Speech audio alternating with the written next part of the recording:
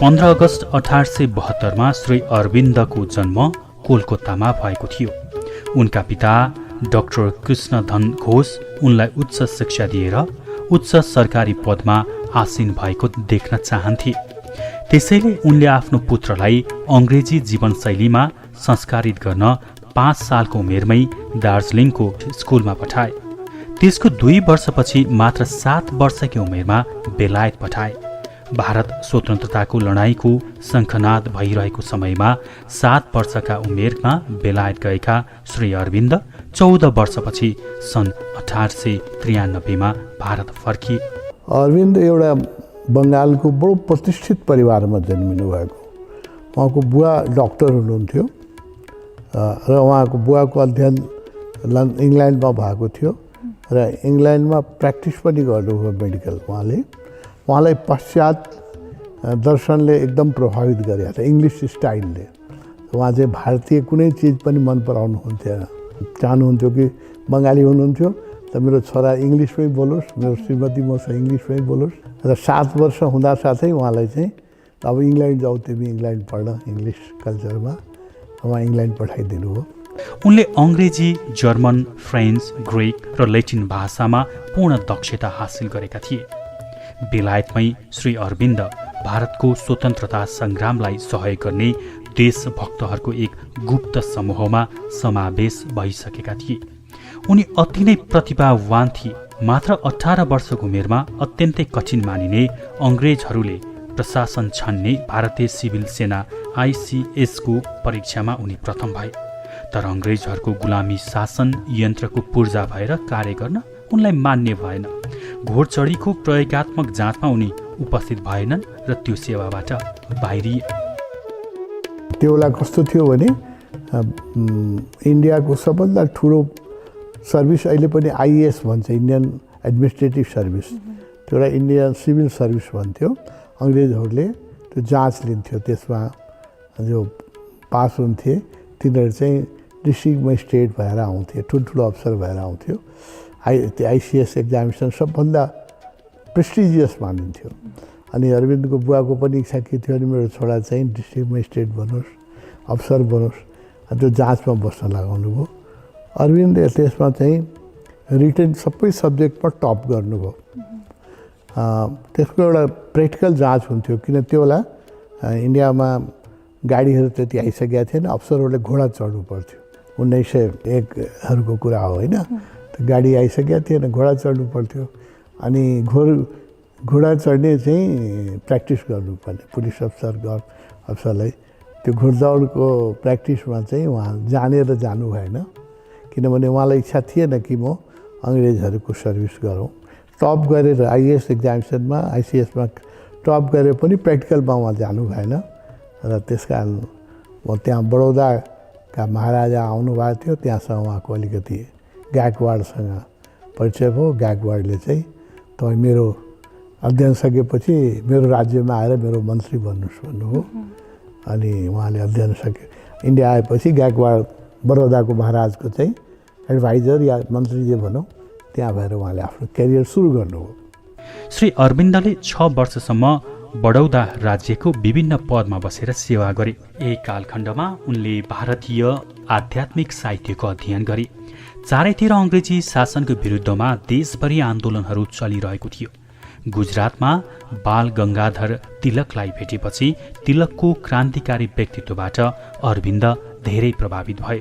उनको हृदयमा स्वराज र देशको स्वतन्त्रताको उत्कण्ठा अझ प्रज्वलित भयो। एकजना लेले भन्ने महाराष्ट्रियन गुरु हुनुहुन्थ्यो। उहाँले अरविन्दलाई देखेपछि उहाँले देख्नुभयो अरविन्दमा यो भविष्यको योगीको भाइब्रेसन देख्नुभयो र उहाँले भन्नुभयो कि तिमी चाहिँ अरविन्द चाहिँ इन्डिया गुलाम छ, अङ्ग्रेजहरूको गुलामीबाट मैले स्वतन्त्र गर्नुपर्छ भन्ने उहाँको फ्रिडम फाइटर को रूपमा उहाँ आफूलाई चिनाउनुहुन्थ्यो र चाहनुहुन्थ्यो कि इन्डिया अङ्ग्रेजहरूबाट स्वतन्त्र होस्। लेले चाहिँ उहाँलाई तिमी चाहिँ अरू काम छोडेर त्यो ध्यानमा लाग, तिम्रो धेरै सम्भावना छ, अरू काम छोडिदिऊ। अरविन्दले भन्नुभयो होइन, जबसम्म इन्डिया इन्डिपेन्डेन्ट हुँदैन म केही अरू काम गर्दिनँ, मेरो फर्स्ट प्रायोरिटी के छ अरे मदरल्यान्डलाई स्वतन्त्र गर्छ अङ्ग्रेजहरू।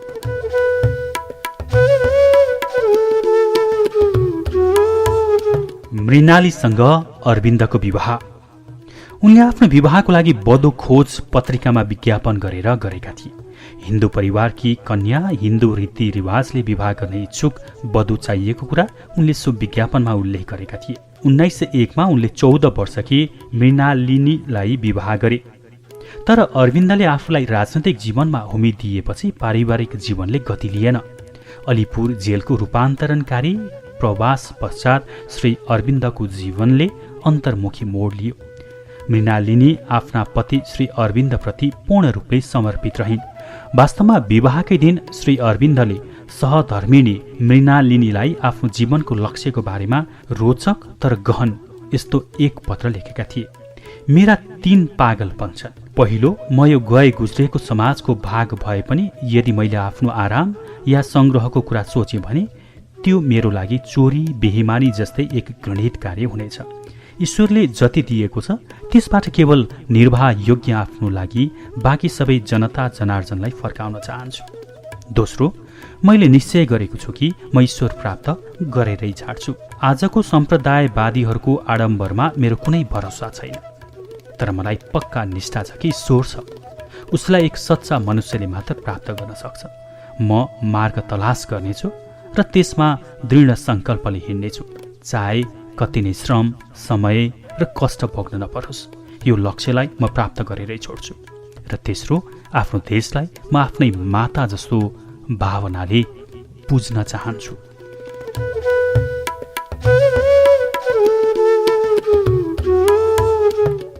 श्री अरविन्दलाई निर्विकल्प समाधिको प्रथम झलक।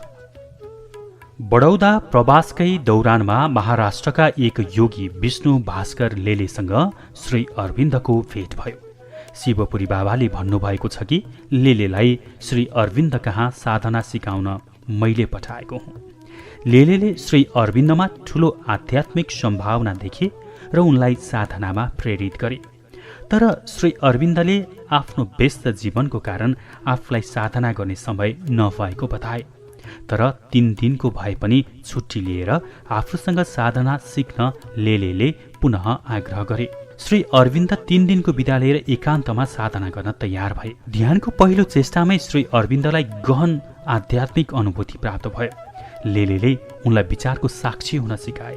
3 दिनमै श्री अरविन्दको चेतना सबै विषय र रागबाट मुक्त भयो र उनले निर्विचार साक्षीको अनुभव गरे। त्यसपछि श्री अरविन्दलाई स्वयं भित्रबाट अन्तरात्माको निर्देशन आउन थाल्यो। लेले उनको यो प्रगति देखेर आश्चर्यचकित भए। उनले श्री अरविन्दलाई आफ्नो आध्यात्मिक रूपान्तरणको अघि देशको राजनीतिक एउटा सानो अंश मात्र हो भनी सम्झाउँदै अध्यात्ममा जीवनलाई समर्पित गरी जगत कल्याणको बाटो रोज्न सल्लाह दिए। लेलेले भन्नु होइन केही दिन तिमी मसँग बस। अरविन्दसँग धेरै रिक्वेस्ट गरेपछि अरविन्दले 3 दिन निकाल्नु हो। 3 दिन उहाँ र लेले एउटै घरमा बस्नुभयो र लेले उहाँलाई ध्यान सिकाए। र 3 दिनमै उहाँको पूर्वजनको संस्कारले गर्दाखेरि 3 दिनमै उहाँलाई सत्वरी घट्यो र साक्षी थटलेसनेसको विचारभन्दा पार जाने स्थिति आयो होइन। र लेले बडो खुसी हुनुभयो। तर भारतको भविष्यमाथि चिन्तित श्री अरविन्द भारतले अङ्ग्रेजबाट स्वतन्त्रता प्राप्त नगरिन्जेलसम्म आफू सक्रिय राजनीतिमै लागिरहने बताए। अरविन्दले आफूलाई साधनामा पूर्ण रूपेण समर्पित गर्न मानेनन्।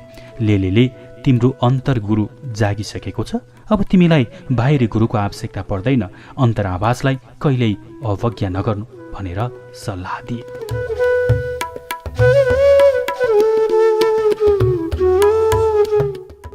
श्री अरविन्दको जेल यात्रा र स्वामी विवेकानन्दसँग सम्पर्क। बडोदयाको कार्य छाडेर बङ्गाल क्रान्तिकारी विद्रोहीको केन्द्रबिन्दु भएकोले विद्रोह नेतृत्व गर्ने उद्देश्यले श्री अरविन्द बङ्गाल नेसनल कलेज कोलकातामा प्रिन्सिपल भएर आए। केही बङ्गाली नवयुवकले मुजफ्फरपुरमा जज किङ्सफोर्डमाथि बम हाने, जसमा 2 अङ्ग्रेज महिलाको मृत्यु भयो। यसमा आरोपी खुदीराम बोसले मृत्यु दण्ड पाए। यही काण्डमा श्री अरविन्द प्रेरक व्यक्ति हुन् भन्ने आरोप लगाइयो र 5 मार्च 1908मा उनीसहित 34 व्यक्तिलाई गिरफ्तार गरियो र अरविन्दलाई अलिपुर जेलमा राखियो। त्यसबेला अरविन्दले क्रान्तिकारी ज्वाला फैलाएको भूमिकाको सराहना गर्दै अर्का प्रखर क्रान्तिकारी सुभाष चन्द्र बोसले श्री अरविन्दको पद मेरो लागि अधिक प्रेरणादायी छ भनेर सम्झिएका छन्। गिरफ्तारीबाट श्री अरविन्द सुरुमा आश्चर्यचकित र दुःखी भए, तर उनलाई अन्तर्हृदयबाट आवाज आयो, चिन्ता नगर, पर्ख र हेर। श्री अरविन्दलाई 5 फिट चौडाइ र 9 फिट लम्ब्याइ भएको एकान्त काल कोठरीमा राखियो। गिरफ्तार हुनुभन्दा 1 महिना अघि सारा प्रपञ्च र झन्झटबाट अलग भई एकान्तमा आऊ भन्ने आदेश प्राप्त भएको थियो। लेले पनि तिमीमाथि खतरा आएको देखिरहेको छु भनी चेताएका थिए, तर श्री अरविन्द उनको कुरा मान्न तयार भएका थिएनन्। स्वामी विवेकानन्दले आफूले शरीर छोड्नुभन्दा पहिले यो जगतमा जसले पनि आत्मबोधको लागि प्रयास गर्छ भने म शरीरमा रहँ या नरहँ, म उसलाई मद्दत गर्नेछु भन्ने बाचा दिएका थिए। स्वामी विवेकानन्दले शरीर छोडेको 6 वर्ष भइसकेको थियो। श्री अरविन्दको ध्यानस्थ अवस्थामा स्वामी विवेकानन्दसँग सम्पर्क भयो र स्वामीजीको सशरीर दर्शन उनले आफ्नै कोठरीमा पाए। त्यो बेला उहाँको अब अन्तर्यात्रा सुरु भयो कि जेलमा त अरू एक्टिभिटी छैन, अरू भेट्न दिँदैन, के गर्न दिँदैन। अनि उपनिषद, गीता, विवेकानन्द साहित्य पढ्दा पढ्दा उहाँमा त अन्तर्मुखी हुनुहुन्थ्यो। अनि ध्यान घट्न थाल्यो, ध्यान गर्न थाल्नु। विवेकानन्दको साहित्यमा एउटा ठाउँमा विवेकानन्दले बोल्नुहुन्थ्यो, विवेकानन्दको त्यो बडा प्रसिद्ध युक्ति छ कि म शरीरमा रहँ या नरहँ, यो संसारमा कसैले पनि यदि साधना गर्न खोज्छ भने म उसलाई डाइरेक्टली र या इन्डाइरेक्टली मद्दत गर्छु। त्यो विवेकानन्दमाथि उहाँले ध्यान गर्न थाल्नुभयो, उहाँको साहित्य पढ्न थाल्नुभयो र त्यसले गर्दाखेरि अब विवेकानन्दले शरीर छोडेको 6 वर्ष भइसकेको थियो। हेर अध्यात्म कस्तो जगत छ। सशरीर विवेकानन्द उहाँको कोठामा प्रकट हुनुभयो। 1 दिन होइन, 2 दिन होइन, अरविन्द साहित्यमा मैले डिटेलमा पढाएको छ, लगातार 12 दिनसम्म विवेकानन्दले आएर उहाँलाई ध्यान सिकाउनुहुन्थ्यो। शरीरमा आएर, शरीर छोडेको 6 वर्ष भइसक्यो होइन, शरीरमा आएर उहाँले ध्यान सिकाउनुहुन्थ्यो र बारबार त्यही भन्नुहुन्थ्यो जो तिमीलाई लेले भनेको थियो, राजनीति तिम्रो बाटो होइन। 12 दिनसम्म लगातार श्री अरविन्दले स्वामीजीबाट साधनाका मार्गदर्शनहरू प्राप्त गरे। स्वामी विवेकानन्दले तिम्रो कार्यक्षेत्र अध्यात्म हो, भारतको मूल समस्या राजनीति होइन, यसको मूल समस्या आध्यात्मिक हो। भारत गुलाम छ, पिसिएको छ, यसको कारण आध्यात्मिक दरिद्रता र कातरता पनि हो। तिमी भारतको आध्यात्मिक चेतना जगाउने कार्य गर, आध्यात्मिक जागृति नभई मूल समस्याको समाधान हुँदैन भनी सम्झाए। श्री अरविन्द राजनैतिक क्रान्तिबाट अन्तर्क्रान्तितर्फ। काल कोठरीको त्यो प्रवास उनको साधनाका लागि वरदान साबित भयो। एकान्त माहौलमा उनका गहनतम सम्भावना र संस्कारहरू जागृत भए। त्यो मौन अवस्थामा जीवनले आफूलाई नयाँ सम्भावनाहरूतिर डोर्याएको पाए। आफूलाई 1 वर्ष जेलको एकान्त कोठरीमा राखी गहन साधना गर्ने मौका प्रदान गरेकोमा श्री अरविन्दको मनमा अङ्ग्रेजहरूलाई जीवनभरि धन्यवादको भाव रहिरह्यो। उनको अन्तर्चेतना अति संवेदनशील भयो। उनमा अनेक रहस्यमय अनुभूतिहरू हुन थाले। एकपटक आफ्नै कोठरी अघि रहेको कदमको वृक्षमुनि उनले श्रीकृष्णको दर्शन पाए। श्रीकृष्णबाट उनले रहस्यमय आदेश पाए, तिमी राजनीति र क्रान्तिका कुरा छोडेर शुद्ध अध्यात्ममा लाग। भारतको स्वतन्त्रताको जिम्मेवारी मैले लिएँ। यो उद्देश्यको लागि उपयुक्त व्यक्ति आइसकेको छ। उहाँको इसारा वास्तवमा गान्धीतिर थियो। त्यो व्यक्तिलाई पनि तिम्रो सहयोग र साधनाको शक्ति चाहिन्छ। श्रीकृष्णले अझ आश्वस्त बनाउँदै श्री अरविन्दलाई भन्नुभयो, म माथि पूर्ण विश्वास गर। भारतको स्वतन्त्रता म तिमीलाई तिम्रो जन्मदिनको उपहारको रूपमा प्रदान गर्नेछु।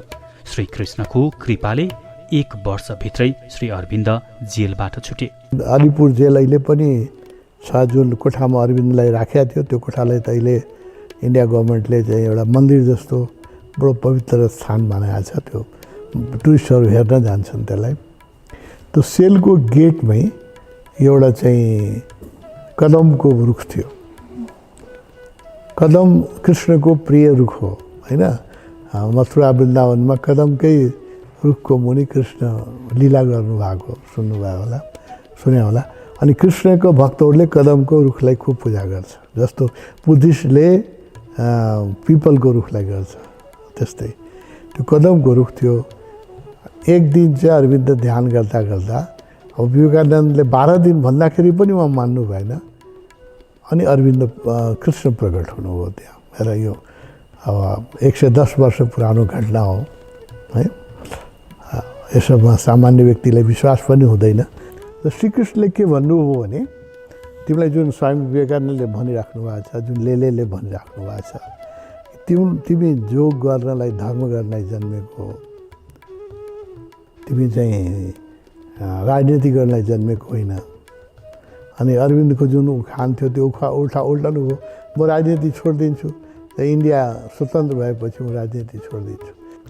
श्रीकृष्णले के भन्नुभयो भने श्रीकृष्णले सही छोडेको त 5000 वर्ष भइसकेको थियो उहाँले के भन्नुभयो भने हेर आई प्रमिस यु अरविन्द खालि इङ्ग्लिस बोल्नुहुन्थ्यो होइन श्रीकृष्णले उहाँको लागि इङ्ग्लिसमा कुरा गर्नु पर्यो I promise you that India will become independent होइन and you leave this job to me भन्नुभयो श्रीकृष्णले मलाई यो छोडिदियो तिम्रो काम तिमी चाहिँ मेरो काम गर तिमी ध्यान गर होइन तब पनि उहाँ मानिराख्नु भएको थिएन अरविन्द अनि श्रीकृष्णले के प्रमिस गर्नु भनेर the independence of I promise you that independence of India will come as your birthday gift अरविन्दलाई भित्रबाट ब्रिटिस भारत छोड्ने आदेश प्राप्त भयो र त्यो सँगै स्वामी विवेकानन्दकी शिष्य भगिनी नवोदिताले यस्तै सन्देश प्राप्त भएको कुरा बताइन् भगिनी नवोदितालाई आफ्नो अन्तर्मनमा स्वामी विवेकानन्दले पठाएका सन्देशहरू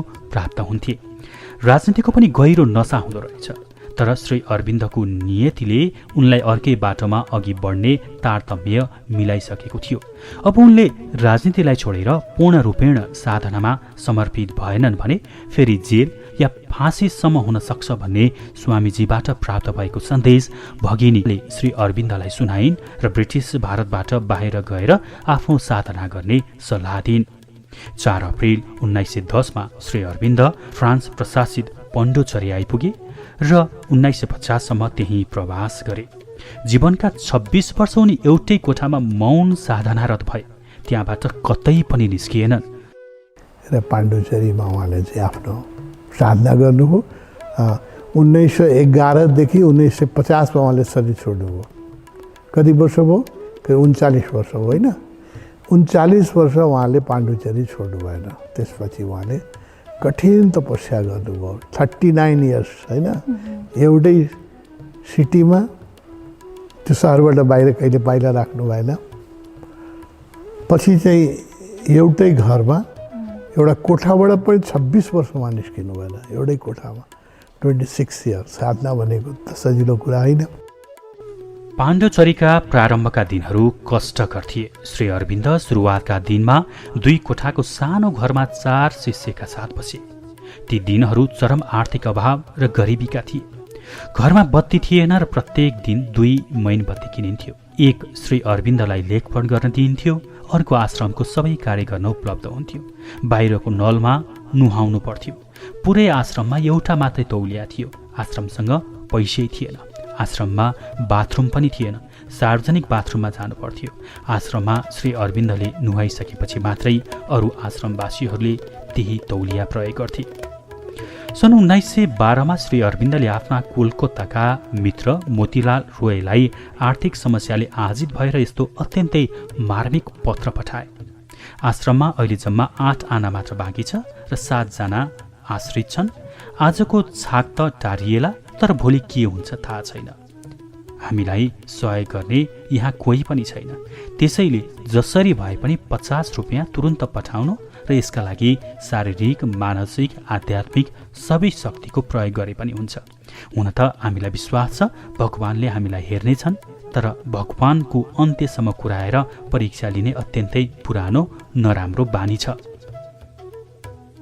जब इन्डिया इन्डिपेन्डेन्ट भयो 1947 मा उहाँले पहिले घोषणा गरिदिनु भएको थियो India will become independent on my birthday भनेर पहिले घोषणा त्यो इन्डिया इन्डिपेन्डेन्ट भएपछि सबैले उहाँलाई सम्मान गरे उहाँको अल इन्डिया रेडियोबाट उहाँको उद्घोषण होस् भनेर अल इन्डिया रेडियो, त्यो बेला टिभी थिएन 1947 अल इन्डिया रेडियोको स्टेसन म्यानेजरहरू त्यहाँ गए, त्यहाँबाट उहाँको प्रवचन भयो, बोल्नुभयो उहाँले। त्यसपछि उहाँलाई पण्डित नेहरूले, राजेन्द्र प्रसादले सबैले अफर के गर्यो भने तपाईँ इन्डियाको फर्स्ट प्रेसिडेन्ट भन्नुहोस्, किन तपाईँ जोगी पनि हुनुहुन्छ र राजनीति अध्ययन पनि छ, इङ्ल्यान्डमा पढ्नु भएको सबै गुण छ, so you become the first president of India. उहाँले चाहिँ मान्नु भएन।